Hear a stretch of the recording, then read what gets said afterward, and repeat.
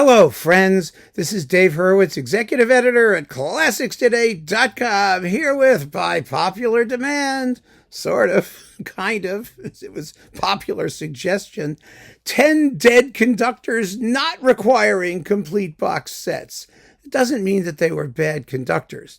It does not mean that they didn't do some excellent work. I mean, everybody who makes records usually has a few excellent ones within them, and we can enjoy them accordingly. But it does mean in these days where everyone is getting boxed up at issue just because they can, in other words, the cocaine hippos syndrome of just doing things because they're there and people need something to do. They don't need to do this. They just don't. We have enough. And these guys were, okay. And some of them were very good, but were they really good enough that we want to go through a whole box of stuff? Because everybody made more records than were necessary. That's the point. So let's start at the beginning, shall we? Jonel Perlea, or Ionel Perlea, however you want to pronounce it. He's a Romanian conductor, actually. And a lot of you probably remember him. I mean, you got a couple mentions. I was shocked in the comments. I really was. Actually, almost half a dozen, I think. Because he wasn't on any list and of our conductors surveys lists things. But people know him nowadays for two things. He was a very good opera conductor, and he made some opera recordings for RCA back in the day. Usually they were like in mono. And then he did a bunch of recordings for Vox with the Bamberg Symphony. And those of us who had very little money, like I was cutting lawns or babysitting, and I'd take my hard-earned shekels to the Yale Co-op in New Haven, and I would go to the budget bargain bin area where all the turnabout Vox stuff was for like $1.99, and I would buy Jonel Perlea with the Bamberg Symphony doing sort of basic repertoire.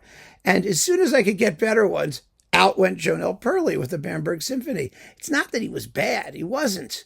He really wasn't, but the Bamberg Symphony was nothing special. The sonics weren't so great. The pressings were horrible. And he was just not like amazing in the basic repertoire stuff, basic orchestral repertoire that he did. But he did quite a bit. And so if anyone is tempted, resist. That's all I can say. Just resist.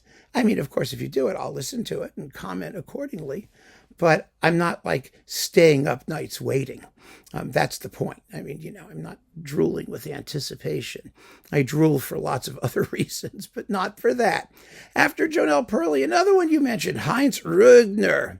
Heinz Rögner was one of those East German Kapellmeister types who did basic German repertoire and some later stuff.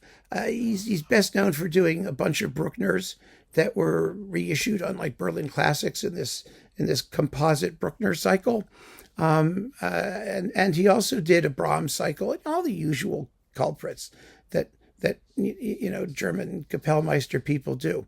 His Brahms cycle had one of the most offensive album covers I have ever seen in my life, and I can't even begin to describe it. It was a shock. I don't still have it, I don't think. Maybe I do. We'll see when we get to Brahms in the random reviews from the overflow room. I may have gotten rid of it. I was so offended. It was appalling, absolutely appalling. I leave it to you to describe it. I'm not even going there. But he was a good workaday conductor. Okay, like lots of others who were doing the same stuff.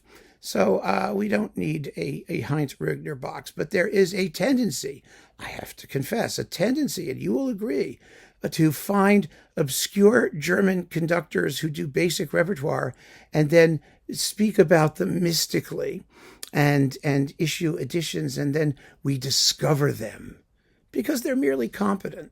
I mean, most of them are. So there you go. Next, Georges Prêtre. Oh, here's an interesting case. Now, there's already been a couple of Prêtre boxes issued on EMI. I think there was like an Icon box and certainly the box of him doing Poulenc, which is the only thing by him that we need other than his complete Samson and Delilah recording by Saint-Saëns, which is for the singers, John Vickers and Rita Gore and Ernest Blanc and those people. But Prêtre was one of those erratic conductors who, when he wasn't conducting an opera or accompanying something, almost always went off the rails somewhere. there was always some weird thing that he did that kind of made his performance irritating in some way or another. And he made some nice records too. Again, there's good stuff. That Samson and Delilah is wonderful. The Poulenc is very important. So that's all we need. And frankly, if he was going to be memorialized, that's a very nice way to do it. I remember seeing him live toward the end of his life, actually, at Carnegie Hall. He was subbing for somebody, I think. I don't think it was anyone intended that he be there. But I forget what the concert was. But all I remember is it may have been even a Mahler 4 or something. I remember there was a soprano involved. And it was really funny because you know how in these programs, they always have artist photos. And the artist photo of Georges Prêtre was, this young, handsome, studly kind of guy. And the soprano was this, attractive young thing. And then he walked out and he was this wizened old man. I mean, it's like, why didn't he update his artist photo? This old gray-haired guy comes. I was looking at the picture, looking at him. I thought it was someone else. And the soprano had broken her leg or her foot or something. So she comes wheeling out with crutches, at a cast, on her foot. And the two of them, I mean, it looked like they just escaped from the home. It was unbelievably funny. I mean, it really was. The concert was okay. It was all right. I mean, Prêtre was an experienced guy. He did also either Cav or Pag or both with Domingo on Phillips. Remember that? I mean, he popped up here and there, but that's fine. He also made a bunch of standard repertoire recordings, which, have gone out of print, and they can happily remain there. So there you are. Next, Ferdinand Leitner. Well, Ferdinand Leitner made a lot of recordings. Lots and lots of recordings. He was one of the stalwarts that launched Deutsche Grammophon. But remember, Deutsche Grammophon began life as a local German label exploiting local talent. Now, there was a lot of very good talent in Germany in the 50s and 60s, but there was also quite a lot of well-known but very ordinary talent. And Ferdinand Leitner was one of those, having cats going crazy over there. Leitner is best known for conducting the concerto accompaniments to Wilhelm Kempf's Beethoven piano concertos. And he also did some Carl Orff, like the crazy late Carl Orff stuff and things like that. And, he was much more visible back in the 60s than he is now. Aside from those concerto accompaniments, most of his recordings have vanished. And I don't see anybody, feeling bad about that. He was quite ordinary. He really was. And perfectly serviceable. But standards have risen. And, we don't need a Ferdinand Leitner commemorative edition, especially since it's going to have all the same things that were in the Kempf box and the Orff box and the other box. He's around. He's around where he's where he needs to be, I think. Next, Andrew Davis.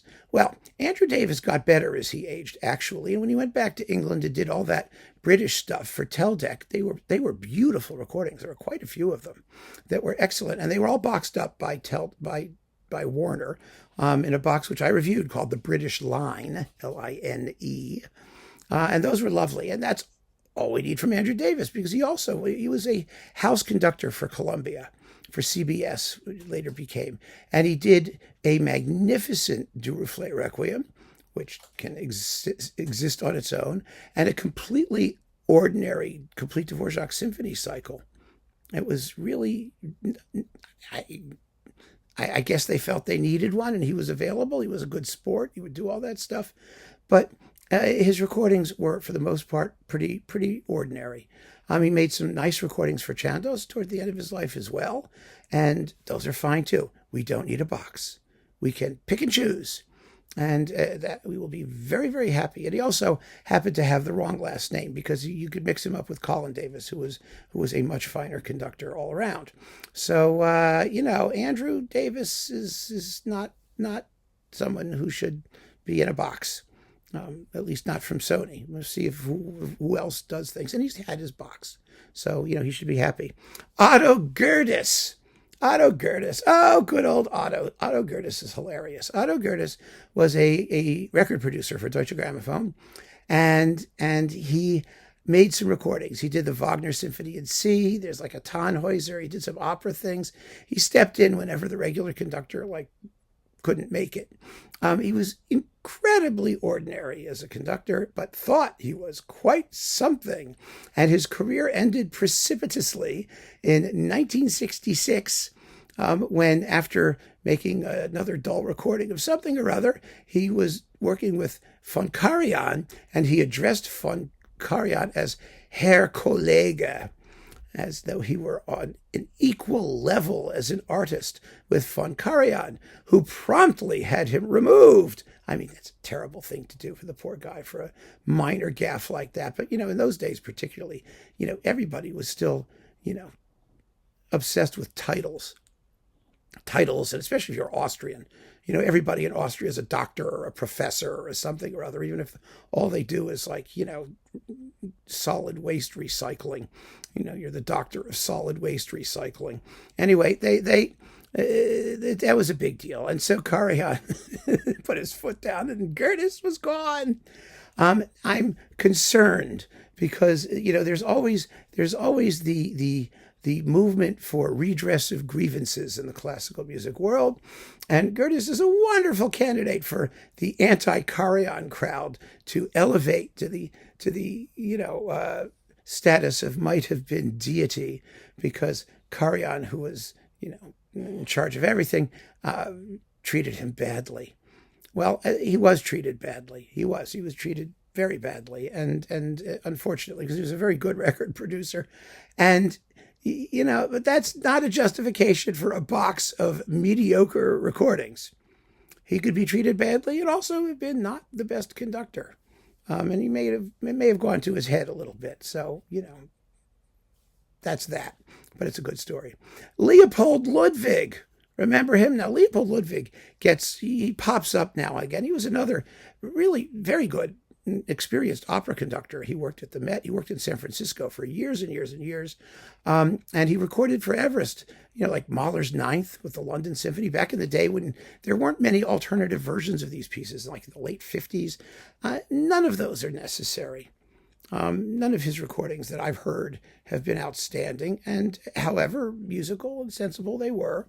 And he's one of those guys that, because he did Mahler, somebody might dig up and say, oh, Leopold Ludwig, oh boy. No, leave him be. Get the individual recordings if you're curious, if they're available. I do think that Mahler 9 should be available so you can hear it, that other things could be issued, and that's okay. It's all we need. He did some concerto accompaniments and things like that. He also pops up in boxes devoted to other soloists.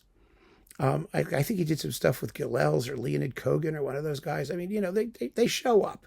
So his name is not going to be completely erased from the universe of classical music, but that doesn't mean it needs to be lit up with neon either.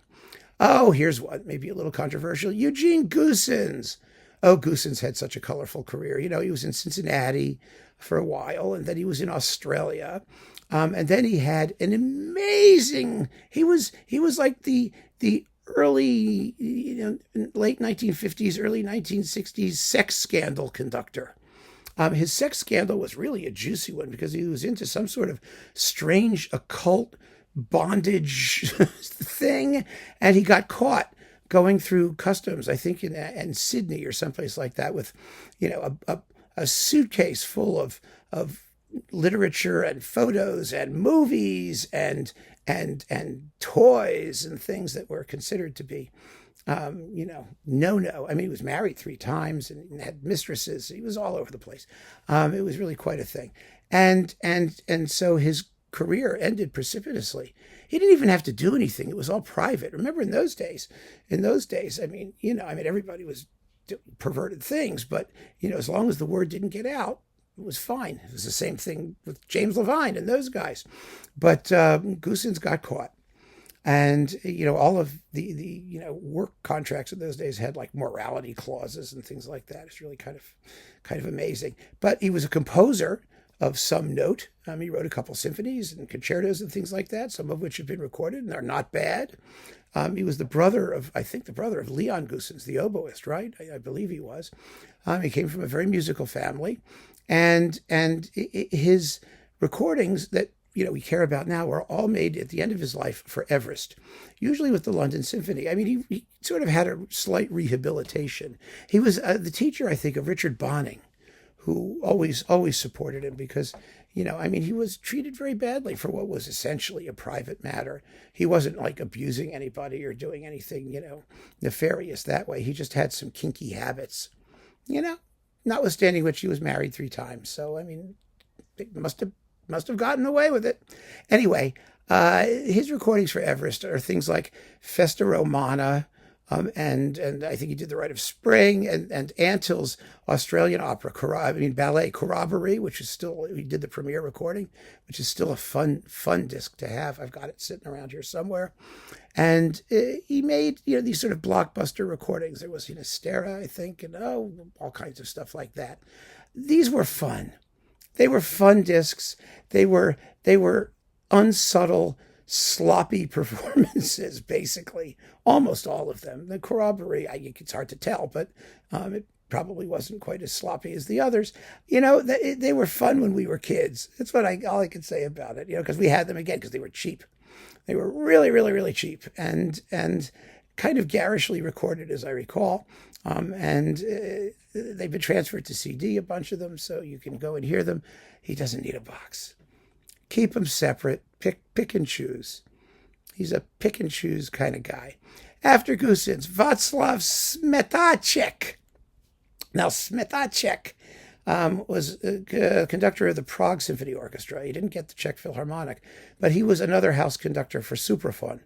And he did, all the usual Supraphon things. He did Ma Vlast, and he did some Dvorak, and he did Janáček, and he did, and he made some lovely, lovely individual recordings. He really did. He did Forster's Fourth Symphony, things like that. He kind of did the off-the-beaten-path Czech repertoire that other people weren't doing. As a conductor, on the whole, he could be kind of stiff, a little bit prosaic, I think is the correct term. But in repertoire that we didn't otherwise know, it was really nice to have these recordings. And so he had, he deserves, actually, and earned quite a bit of respect. Does he need a box? No, he does not. We should simply, again, pick and choose. That doesn't mean his recordings should be out of print. Unlike some of these people who are deservedly out of print, I think that wherever the repertoire is interesting and the sonics are acceptable, it should be available. And he did do a lot of unusual repertoire. But, he's another name that could pop up because we have Talich, we have Antrel, we have Neumann, and we have Bielochavek, and we have Piszek, and some really, really wonderful Czech conductors. And so, there's always a tendency to say, oh, look, we have all this stuff laying around. Let's stuff it in a box. Actually, if they do it right, I might be interested in a box. But complete? No. He's a pick and choose kind of guy. He really is. And that's true of most of these people. Last but not least, Vladimir Golschmann. Now, the name may mislead you, but Golschmann was French. And Golschmann made a bunch of recordings for Vanguard back in the 50s and 60s. He was conductor in St. Louis for a long time, a very long time, and it was very well respected. He was a very good conductor, and he also made some interesting individual discs, like the Bloch Concerto Symphonique, and things like that. When he did interesting repertoire, that was interesting, of course. So, yes, well, keep the interesting repertoire available, but he also did like Tchaikovsky's Patatik Symphony and things with the Vienna Symphony. They were kind of second rate, and there's a lot of stuff sitting around, and there may be some impetus because his name is known among collectors, particularly, and of my generation. We all saw those Vanguard recordings, and we have a few of them. And he made some excellent recordings, no question about it. But there's also a lot of junk that nobody needs to see again. It does not deserve to be renewed, refreshed, or restored.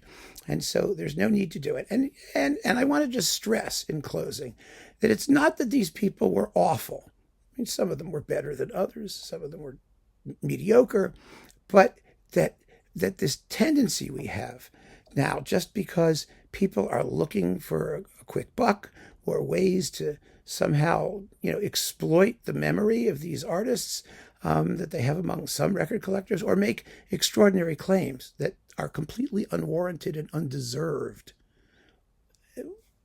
That's the point. We just don't need it. And so if you see extraordinary claims being made for this list of conductors, I would approach them with a large grain of salt. So keep on listening, friends. Thanks for joining me. Take care.